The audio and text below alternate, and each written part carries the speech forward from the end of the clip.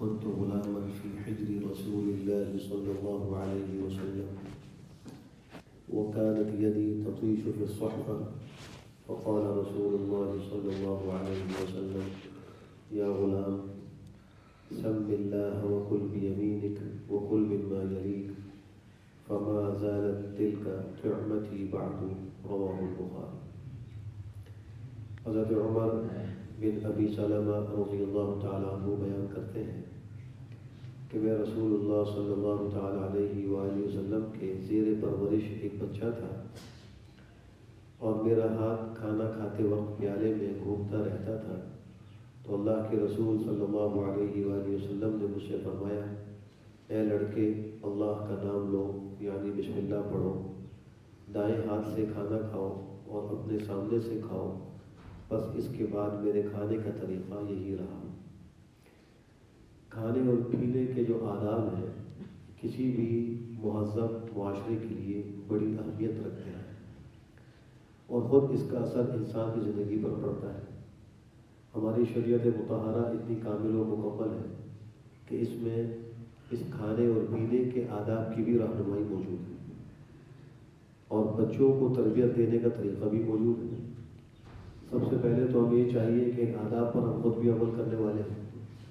اگر ہم کھانے سے پہلے ہاتھ نہیں دھو رہے ہیں یا ہم کھانے سے پہلے بسم اللہ نہیں پڑھ رہے ہیں یا بقیہ آداب کو پورا نہیں کر رہے تو بچے ہم سے کیا سیکھیں؟ اس لیے بڑوں کو بھی چاہیے کہ ان آداب کا خیال رکھیں۔ عام طور پر دیکھا یہ جاتا ہے کہ کھاتے وقت یا پیتے وقت بسم اللہ پڑھنا اکثر لوگ بھول جاتے ہیں، حالانکہ یہ اس کھانے اور پینے کا ادب ہے۔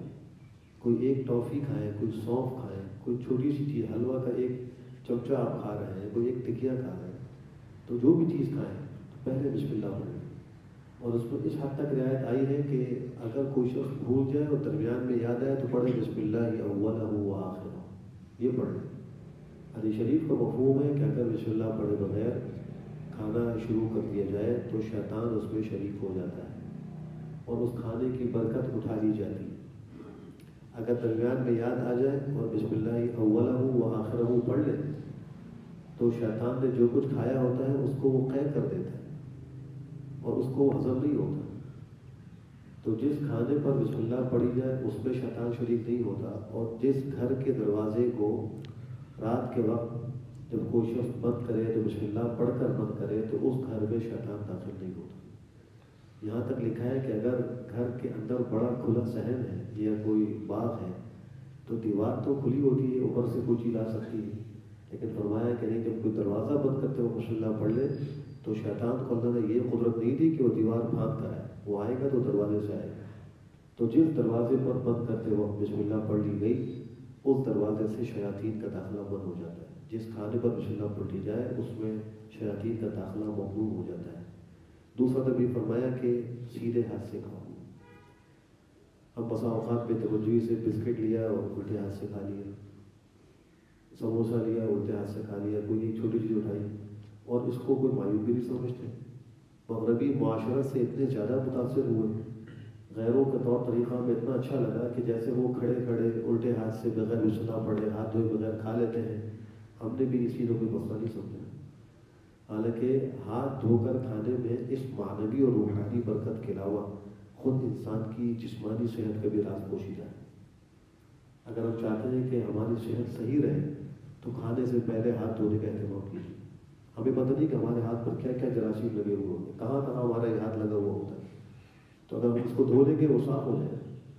خالی پوچھ لینا کافی نہیں کہ آپ نے کسی خوش کپڑے سے پوچھ لیا یا جھاڑ لیا، اس کو پانی سے باقاعدہ دھویا جائے۔ تو ایک تو یہ فرمایا کہ کھانا کھانے سے پہلے بسم اللہ پڑھی جائے، ہاتھ کو دھویا جائے اور سیدھے ہاتھ سے کھایا جائے۔ کوئی عذر ہے تو ایک الگ بات ہے، ورنہ ہمیشہ کھانا سیدھے ہاتھ سے کھائیں، سیدھا ہاتھ ہی اچھے کاموں کے لیے۔ اور تیسری بات یہ فرمائی کہ اپنے سامنے سے کھائیں، پلیٹ میں کھانا جو آپ کے سامنے وہاں سے کھائیں، یہ نہ ہو کہ پوری پلیٹ میں ہاتھ کہیں گھوم رہا ہے، کبھی ادھر سے کبھی ادھر سے۔ اگر ایک پلیٹ میں مختلف قسم کے کھانے ہوں تو پھر تو ٹھیک ہے کہ الگ الگ چیزیں، مثلا آج کل سردیوں کا موسم ہے، ڈرائی فروٹ وغیرہ ایک پلیٹ میں آتے ہیں اور الگ الگ اس میں کھانے بنے ہوئے ہوتے ہیں، تو ان کو کھانے کے لیے تو ہاتھ مختلف جگہوں پر جائے گا، وہ تو ٹھیک ہے، لیکن اگر ایک ہی قسم کا کھانا پلیٹ کے اندر ہے تو اپنے سامنے ہی سے کھانا چاہیے۔ کہیں اور ہاتھ کا جانا یہ حرص کی بھی علامت ہے، یہ بد تہذیبی بھی ہے اور آداب کے بھی خلاف ہے۔ اللہ ہم سب کو اور ہماری اولادوں کو ادب نصیب فرمائے۔ الحمد للہ رب العالمین۔